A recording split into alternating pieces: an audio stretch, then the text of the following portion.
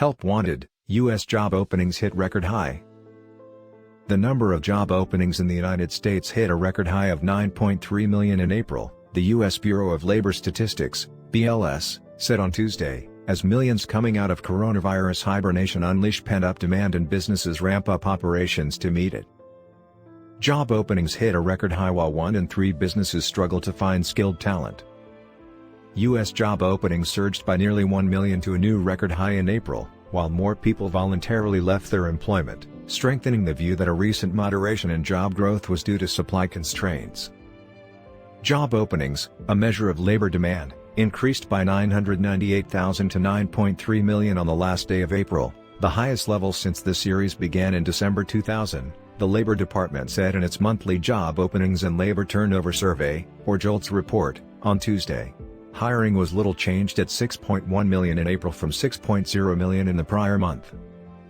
The government reported last Friday that job growth picked up in May, with employers raising wages, but the pace of hiring was below economists' expectations for a second straight month.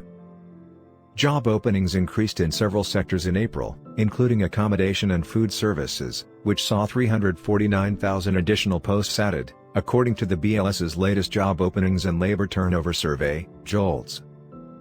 The findings collide with the latest monthly jobs report released last week, which revealed an economy still trying to shake off the damage of coronavirus lockdowns and restrictions.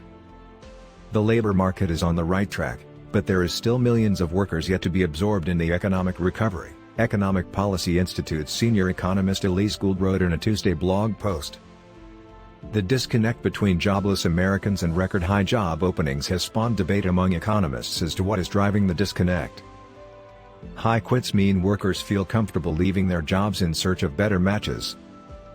Some Republicans are blaming the $300 federal weekly top-up to state unemployment benefits for disincentivizing the unemployed to find jobs. Dozens of states led by Republican governors have announced plans to withdraw from federal unemployment benefit programs, which include the weekly top-up. With so many jobs going begging, workers have more leverage over potential employers than they have had in recent years. The number of Americans saying sayonara to their jobs voluntarily, what economists call the quits rate, hit a record 4 million in April, according to the latest JOLTS report. High quits mean workers feel comfortable leaving their jobs in search of better matches, said Gould.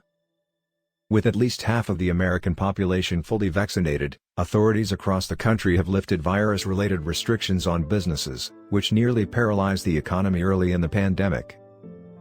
But the reopening economy is straining the supply chain. Though women took 56.2% of the jobs created last month, they constitute a large share of the millions of workers still at home as most school districts have not moved to full-time in-person learning.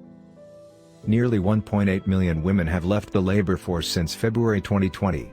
Despite vaccines being widely accessible, some segments of the population are reluctant to get inoculated, discouraging some people from returning to work.